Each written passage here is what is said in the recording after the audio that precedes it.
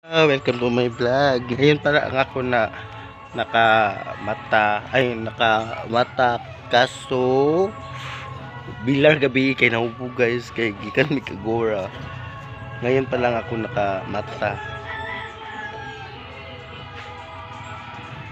Madaming mangga. Yes guys, ngayon pa lang ako. Antok naman ako sad. Ngayon pa lang ako nakamata. Salamat sa subscriber. Guys, salamat. Malaki na ang buhok ko guys. Oh. Malaki na. Oh. Simutan ko naman.